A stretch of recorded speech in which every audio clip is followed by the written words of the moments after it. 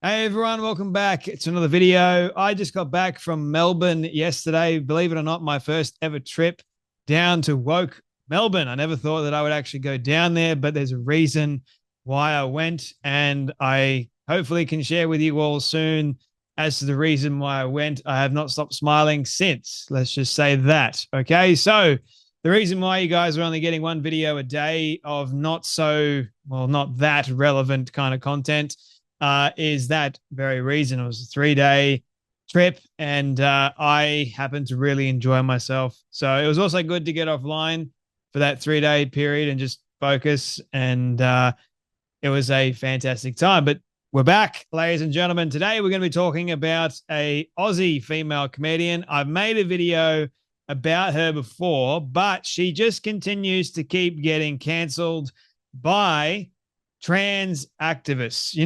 It's interesting to me how you've got a female comedian that believes in sanity, reason, rationale, that actually makes a joke about something that is quite funny, quite absurd, and quite outrageous at the same time. But these trans activist types, i.e., biological men, are not happy. And not just biological men, I'll have you know, there are a lot of other females, dingbats, I should say, that are in the mix. They get all emotional and start raging towards the likes of an actual female.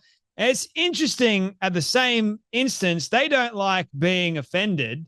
They're trying to go through life with this notion that you can't offend me. You can't say anything that is going to hurt my feelings, because God forbid that you hurt my feelings. I will make you pay.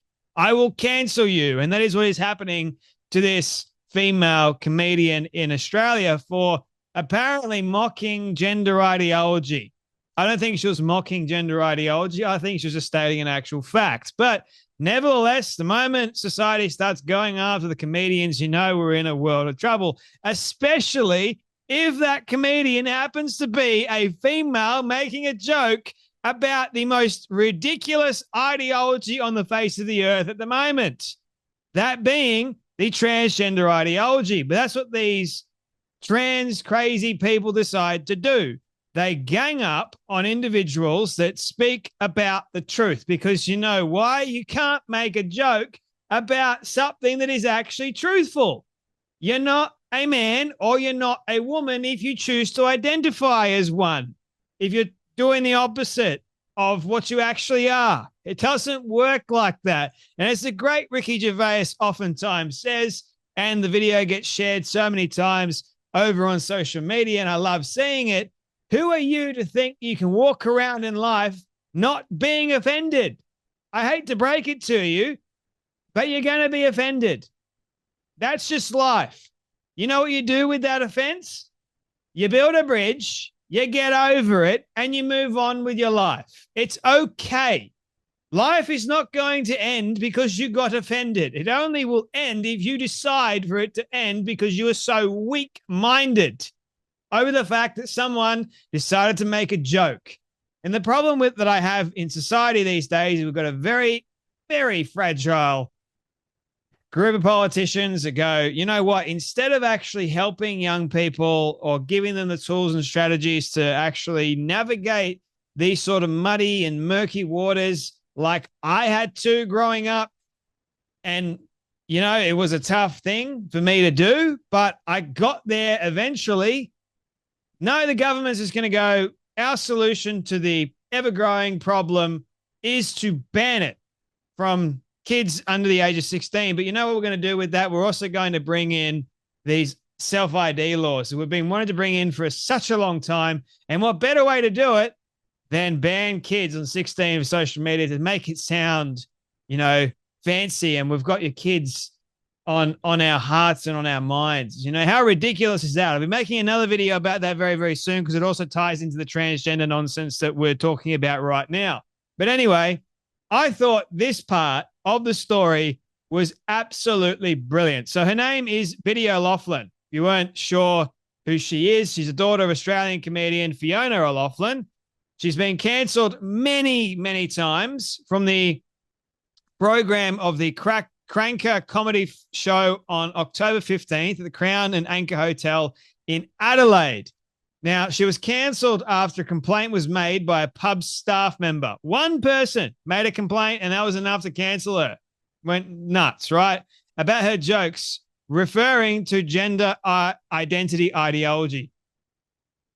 So here's what she said. I know some of the bartenders see me as a TERF, trans exclusionary radical feminist, which I think is an actual derogatory slur and something that the trans activists love to point out to everybody. So they can say it, ladies and gentlemen. They can throw it at you, but they can't take it back. They can't embrace it. We've just got to embrace it. We've got to suck it up. And God forbid that you've got these spineless politicians that go, women just need to suck it up and allow these biological men that identify as being women, or even the women that identify as being men, we need to allow them to co-inhabit society. You can't offend them. You can't make jokes about them, but they can make jokes about you. They can offend you all they like. By all means, trans people have got this free pass to abuse and say whatever the hell they want to say. But if you do it to them, nah, you're cancelled. You're done. Goodbye. Oh, boy. But I don't consider myself a feminist, she told the advisor, whatever. Miss O'Loughlin's Instagram involves clips of her making jokes about trans women, along with photos of her in a red cap with a slogan, "Make women female again," a reference to Donald Trump's "Make America Great Again" catchphrase, which, by the way, is from, if you weren't wondering where that slogan is from, it is from the great Posey Parker, Kelly J. Keane. "Fighting for you ladies and your daughters," she captioned one photo. "Even if you don't think it's an issue and you want to call me a hateful bigot, I'll take the hit." Now, she's a very brave woman, not going to lie. She's a very brave woman. Here's a mother trying to actually provide, trying to do things that she loves to do. But the hateful crowd, the real hateful crowd, you are truly hateful if you've got to go that far as to cancel somebody. That is a problem with cancel culture. If you do not like what somebody has said about my identity, oh no, my identity, help me, this person is mocking my identity. You don't have a right to cancel anyone for making a joke about that. Something that's made up. Good grief. Grow the hell up, please.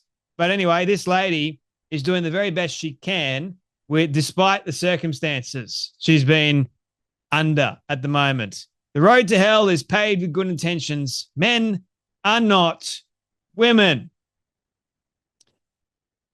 They call me the J.K. Rowling of the Adelaide comedy scene, which is weird because I've never written a book. She wrote in the caption referring to the Harry Potter author who has sparked controversy over comments against trans people. Well, yeah, we all know about J.K. Rowling. She's a famous individual, and she is a hero for many.